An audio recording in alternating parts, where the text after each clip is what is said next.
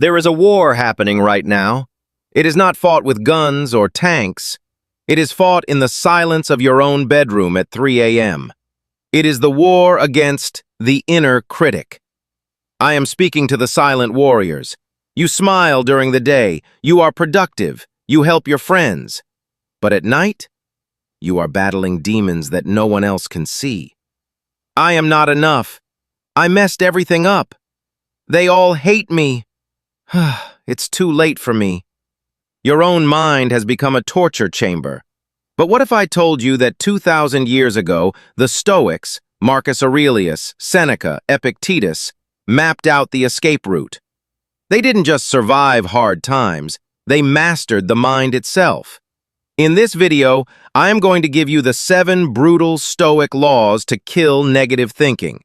This is not about toxic positivity, this is about cognitive warfare.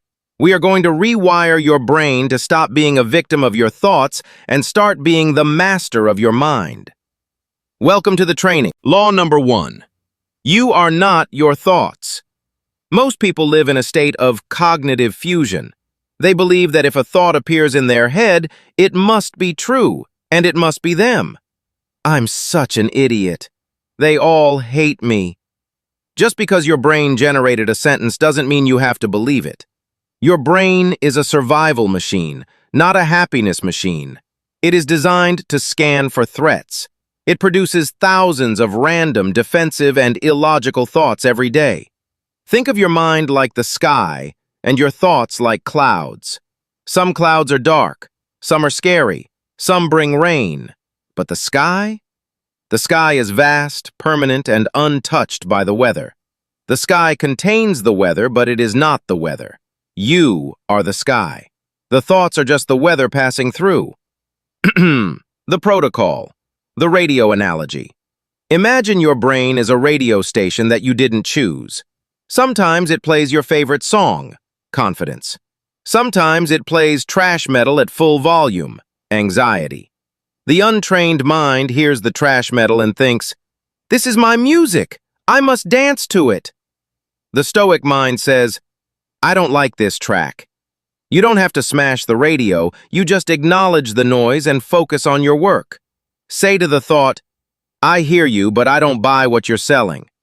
This creates distance, and distance is freedom. Law number 2. Stop arguing with reality. The great Stoic teachers and Buddhist monks agree on one equation. Pain times resistance equals suffering. Pain is physical or circumstantial. I lost my job. Suffering is mental.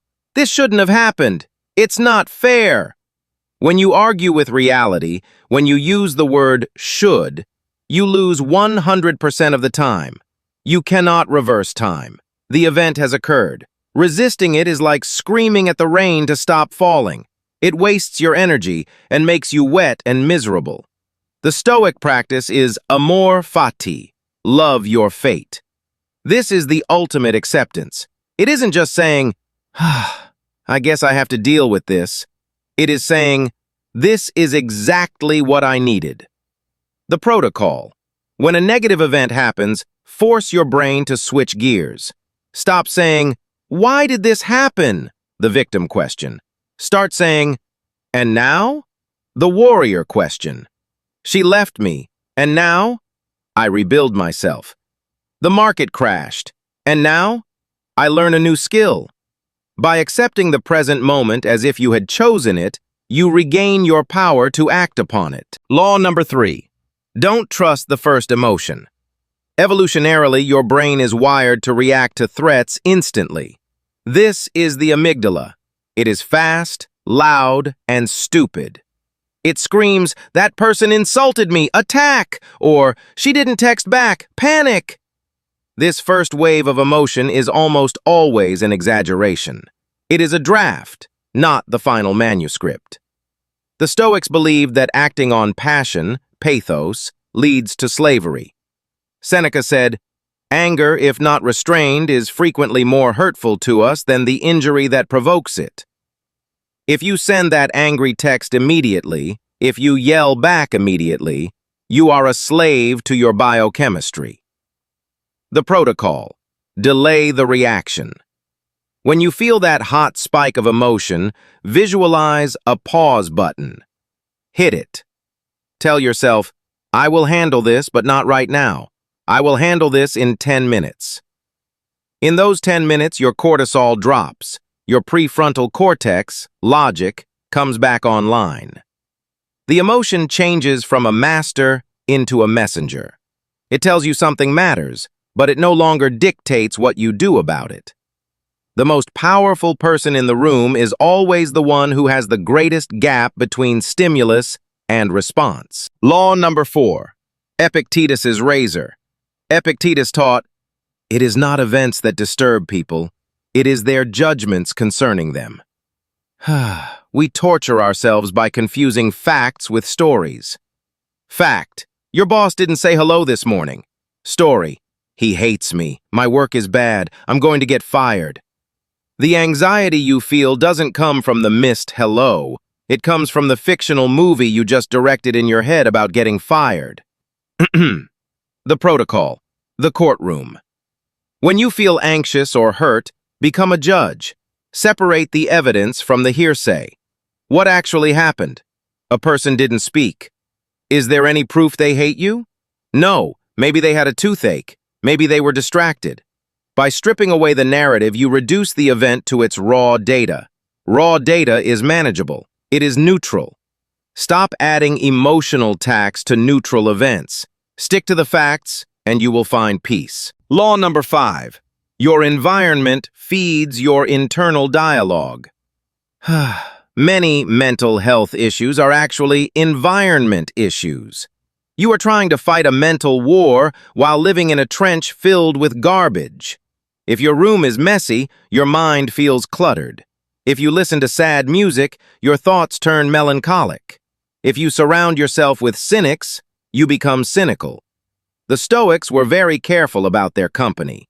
Seneca warned, "Associate with people who are likely to improve you." This applies to digital people too. If you scroll Instagram for 2 hours looking at billionaires and fitness models, your brain's compare and despair mechanism kicks in. You feel inadequate, not because you are weak, but because you fed your mind poison. The protocol. The input detox. Audit your environment. 1. Clean your space. Order reduces cortisol. 2. Unfollow triggers. If an account makes you feel small, delete it. 3. Choose your tribe. Distance yourself from energy vampires. Protect your mind like a fortress. Be ruthless about who and what gets in. You cannot win a war if the enemy is sleeping in your barracks. Law number 6. You are tired, not broken. This is a modern revelation that saves lives. We tend to psychologize everything. We think our sadness is a deep spiritual crisis. Often it is just biology screaming for help. When you are sleep-deprived, hungry, or dehydrated, your prefrontal cortex weakens. Your emotional regulation fails. The world looks dark because your lens is dirty. The HELT rule. Before you spiral into an existential depression, ask yourself, am I hungry? Am I angry? Am I lonely? Am I tired? The protocol. If the world feels overwhelming, stop thinking. Do not trust your thoughts after 10 p.m. Go to sleep. Drink water. Go for a walk. Treat your body like a biological machine that needs maintenance. 9 times out of 10, the demons vanish after a good meal and 8 hours of sleep. You aren't broken. Your battery is just low. Law number 7. Gratitude kills negativity.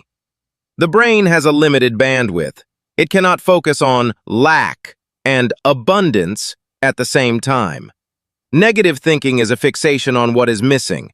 It is a survival scan for threats. Gratitude is a manual override. It forces the reticular activating system to scan for safety and resources. Marcus Aurelius wrote, "Do not indulge in dreams of having what you have not, but reckon up the chief of the blessings you do possess." This isn't about being polite. It is about stabilizing your mind. Gratitude anchors you in the present moment and reminds you of your resources. The protocol, the anchor. When you are spiraling into what-if scenarios, force your brain to list 3 undeniable facts. 1. I have air in my lungs right now. 2. I have the ability to solve problems. 3. I have overcome 100% of my bad days so far. This stops the spiral. It reminds you that you are competent and equipped. It shifts you from a mindset of scarcity to a mindset of strength. My friends, the goal is not to never have a negative thought again. That is impossible. The goal is to become the observer. You are not the cloud, you are the sky. You are not the wave, you are the ocean. The power lies in the gap between the thought and your reaction.